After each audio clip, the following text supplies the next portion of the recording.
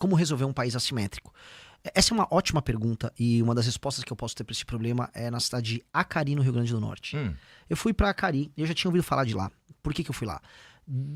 Tem uma lenda, mas aparentemente é verdadeira, que houve um decreto no período do Brasil Império e que a população de Acari era obrigada a manter a fachada da casa dela limpa, sob pena de uma grande multa. E aí a população local, desde o final do século XIX, mantém, primeiro por medo de tomar uma multa e depois por cultura, que isso virou, as fachadas limpas. Se eu deixar a fachada limpa, eu vou deixar também, vou pintar a casa. O que acontece? A cidade é uma região, ela pertence a uma região pobre do Rio Grande do Norte. A cidade é um brinco. Um brinco. E um não precisa ficar obrigando o outro a limpar. A cidade entendeu que faz parte da identidade deles ter aquela cultura de manter a casa limpa, a casa bem cuidada, a fachada bem cuidada. A cidade é um primor. Um primor. Ou seja, a cultura, em grande medida, começa com você ter, vamos dizer, regras e dogmas muito duros para gerar na pessoa a cultura. Às vezes a cultura só vai vir, assim, sei lá, de um superego repressor. Ou seja, a cultura vem, não pode, tá errado, e senão eu vou te punir. E aí a pessoa, tá bom, eu vou fazer. Mas depois aquilo vira cultura. Ou seja, primeiro vem a sanção, muito, uma mão pesada, e depois surge a cultura. O Lee Kuan Yew, sempre falo o nome dela, o Lee Kuan Yew, que é o líder maior de Singapura, é o cara que fez Singapura. Esse cara é um dos grandes construtores de civilização dos últimos 50, 60 anos. O cara transformou um lugar pobre, pouco importante, num dos lugares mais interessantes, ricos e produtivos do mundo. E ele começou com muita lei e ordem.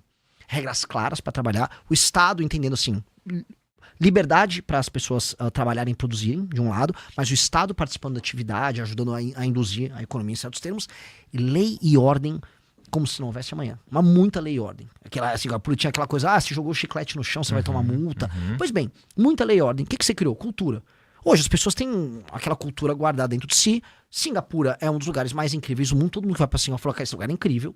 E o que teve foi, no começo, regras muito duras, cria-se uma cultura e depois a cultura ela é expressa e se torna parte do cotidiano das pessoas.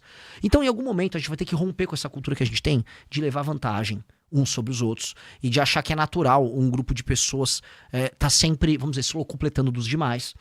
E eu acho que isso tem que vir através de regras muito duras. Fudeu, então, porque a gente vive a sociedade ocidental, diria, de uma forma geral, a gente tá acostumado, a gente tá indo para outro lado.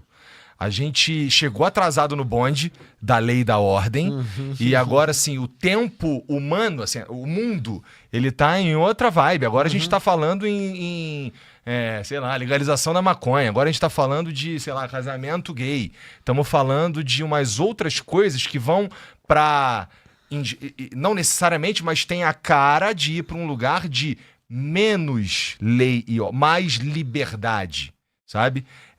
Sinto isso. Se a gente for... Até porque se a gente for tentar... Se a gente for... Ai, família, olha só. A partir de amanhã... Ninguém pode mais jogar bituca de cigarro na rua, soltar lixo, caralho, porque se tiver, vai dar merda. Eu acho que a gente surta. Que nem... Você acha? Deixa eu te perguntar um bagulho. Você posso jogar uma pimenta? As pessoas não andavam com cinto de segurança até os anos 90 no Brasil. Você vai lembrar, você tem mais ou menos a minha idade. Até 92, por aí, ninguém andava com cinto de segurança. Passaram assim, para usar a porra do cinto de segurança. E aí começaram a multar. E as pessoas começaram a usar, e hoje usam cinto de segurança até no banco de trás. Cigarro, passaram uma lei, foi uma lei federal, mas... É verdade. É proibido fumar cigarro na balada, é proibido fumar, vai multar. Cara, no começo quiseram brigar, depois ficou todo mundo com medo, e a real é que ninguém mais fuma em espaço fechado. Então, de fato, você consegue ter leis que alteram isso. E outra coisa, os ganhos que você tem em termos... Mas é que os nossos problemas são tão fundamentais. São fundamentais, mas o que eu quero dizer é, você conseguiu gerar hábitos. Então, verdade. A lei gerou o hábito do cinto de segurança. A lei gerou o hábito do cigarro. A lei não pode gerar um hábito, por exemplo, de... Vamos dizer, eu quero viver numa cidade que não tem pichação. Cara, tem que ter punições muito claras pra quem picha. Você destrói a experiência urbana de qualquer um. A pessoa volta cansada pra cá. Eu fui muito a favor daquela lei cidade limpa pra acabar com o outdoor. Você fica moído mentalmente com a quantidade de informação. Você tá tomando porrada de informação. Também acho que é humilhante pra um trabalhador ficar com barulho em casa na hora que ele tá dormindo. Então tem que ter muita duro contra quem tá fazendo isso. Também acho que a pichação destrói a propriedade e a experiência urbana de todos. Ou seja, uma invasão no espaço dos outros. Vamos meter lei e ordem em todos esses temas que tornam a nossa vida pior. Porque, assim, as nossas cidades no Brasil são muito feias. Quem tá nos assistindo agora sabe, a sua cidade, ela é feia. Cidade de todo mundo é feia. Ah, não, a menos que seja o Rio de Janeiro na Zona Sul. Exato, né? assim, eu tenho uma... Tem umas no Nordeste. O problema é... Tem a tripinha do Brasil que é uma legal. Tripinha, o problema é que a tripinha tem a tripinha dela, que é a faixa litorânea. Ah, é? Andou 3 km pra dentro, É verdade. começa o problema. É verdade. Andou 3 km pra dentro do... A experiência de quem tá na Barra da Tijuca é diferente da de quem tá em Madureira. Exato. E isso, quando a gente vai pegando pra todos os litorais do Brasil, é uma desgraça. E aí, as cidades do interior? As casas nossas têm muro. Toda casa nossa tem muro porque a casa vai ser roubada. O Brasil tem a cultura, eu produzi janela de metal. Ah, é? Foi uma empresa que falaram, não, Renan, você faliu a empresa. Não falei, a empresa não foi a falência. Mas eu fazia porta de janela de aço e eu sempre me discutia, cara, estou em 2009, 2010, e eu tenho que fazer uma janela que ela necessariamente vem com uma grade soldada, porque um sujeito vai pular na janela. E as pessoas fazem questão de ter, e elas iam na loja e testavam se um ser humano não consegue quebrar aquela grade. Cara, isso é muito animalesco, cara. Toda uma indústria ineficiente. Veja só quanto metal foi gasto, quanto tempo de vida de soldador foi gasto pra criar uma grade só porque um filho da... quer invadir a tua casa. Então você tem que meter uma porta de metal e o pessoal quer ver a chapa que usa e se ela vai resistir a um cara meter um chute na porta pra ele entrar. Cara, nós vivemos uma cultura de medo. Então nossas cidades são feias, nossa experiência urbana é uma desgraça. Você acha que o cara, ele... Eu concordo, assim. Se a gente for parar pra pensar em todo o desperdício que a sensação de insegurança produz, é maluquice, né? Cara, você narrar o teu dia e todas as decisões que você toma inconscientemente só pra não ser roubado, você vai ver, nossa, eu sou... Isso é a cultura, não é? É a cultura gerada pelo outro lado. O outro lado te obriga a esconder seu celular quando você tá andando na rua. Você criou um hábito. Através do quê? Do medo de ser roubado. Igual a pessoa criou o hábito de não fumar dentro de um restaurante com medo de ser multado e expulso do restaurante. Há uma lei, só que não tá... Não tá no papel. O que eu ia te perguntar é... Cara, existe o cara que a gente... Beleza, tem lá a grade na janela, porque senão vai vir um arrombado e vai querer arrombar a janela, vai querer entrar. Aí a gente tá falando de leis e lei e ordem, de como a gente consegue criar cultura. A gente como sociedade entra na casa dos outros pra roubar porque a gente por causa da mentalidade de escassez ou porque a gente tem certeza que, ou pelo menos a gente tem grande chance de não ser punido? Principalmente a grande chance de não ser punido. Principalmente isso. A ideia de que o cara é um ladrão porque ele está passando fome é mentira. O Brasil, assim... Bom, um cara não entra na casa do outro porque ele tá passando fome. Ele vai no mercado, ele rouba um negócio, né? Exato. Primeira coisa. Outra coisa. O Brasil, em grande medida, especialmente em lugares urbanos, resolveu a questão da fome. Um sujeito vai achar, um cara, quem é um ladrão? É um homem, em geral, de 15 a... O ladrão violento. 15 a 25 anos é o período do auge do cara. Até os 28. Esse cara vai cometer a maior parte dos crimes violentos dele nesse período. Que inclusive é o período muita testosterona e pouca experiência, né? Esse cara assume riscos. Esse cara, veja, especialmente em espaço urbano, esse cara não passa fome. Esse cara não passa fome. O governo hoje oferece auxílios. Esse cara não vai passar fome. O cara que fica ligando, não, ele queria um pão, ele queria um pão e roubou 20 celulares no mês. Pra comprar um pão. Papo furado. Ele roubou o celular e depois vendeu pra uma máfia. Aqui em São Paulo vende pra máfia dos nigerianos, lá no centro. Ele vendeu porque é um bom negócio pra ele. Se o cara rouba 2 motos e rouba 5 celulares no mês, ele fez a grana dele. Tá tranquilão no mês, ganhou muito mais do que um trabalhador. E não foi pego. Então o cara faz um cálculo. E se for pego, ele vai ser solto. Na hora. Já conversei com polícia muitas vezes aqui, os caras falam de gente com 35, 40 passagens. Né? Aí é difícil. Então o cara pego, solto. Então o cara já tem um cálculo. Primeiro que ele tem um bônus. Se ele é menor de idade, e tem muito criminoso, mas muito que começa já menor de idade, especialmente ladrão de celular. Esse cara é pego, solto, o cara faz, né? Não só ele faz, ele nem percebe a grana que ele tá fazendo, ele não tem muita consciência financeira. O time dele, a operação que tem ele como um soldadinho, ganha uma grana. Imagina, você bota 10 moleque na rua roubando, você rouba 50, 100 aparelhos numa semana, isso aí você vende pra uma máfia, você apura às vezes num mês de faturamento bruto 100 pau, 80 pau, distribui uma merreca pros moleques ali, o moleque, né, bota a merreca no bolso, faz uma grana, faz uma operação. O Brasil tem uma operação logística colossal de roubar celular de brasileiros e mandar pro Paraguai, mandar pra África. Isso acontece. Depois peguem assim, se roubaram o teu iPhone e você ainda teve aquele acesso, do nada o seu iPhone vai estar aparecendo em outro continente. Isso acontece muito. Então, existe toda uma operação. E aí a mão de obra do menino, o menino menor de idade, que tem impunidade total, Super fácil. Aí vai pro adulto, veja, se o crime não tem tanto poder ofensivo, ele assaltou, não deu pra provar que assaltou a mão armada ou não, a operação fica meio nebulosa e já soltam. Aí tem o juiz de garantia, aí fica pouco tempo na cadeia, aí progride se ele tomar uma condenação. É muito errado. Então, claramente, o cara se sente, vamos dizer, muito à vontade pra poder cometer os crimes. Naturalmente, comete-se o crime porque o cara hoje não tem, vamos dizer, medo de ser pego. Isso é o principal. Inclusive, tem uma pesquisa interessantíssima do Perry Chiquida. Ele foi investigar nas cadeias a razão que levou os bandidos a cometer crime e o que faria eles serem demovidos disso. E eles falaram, cara, pena de morte ou penas muito duras e certeza de ser pego. Papo reto. O bandido...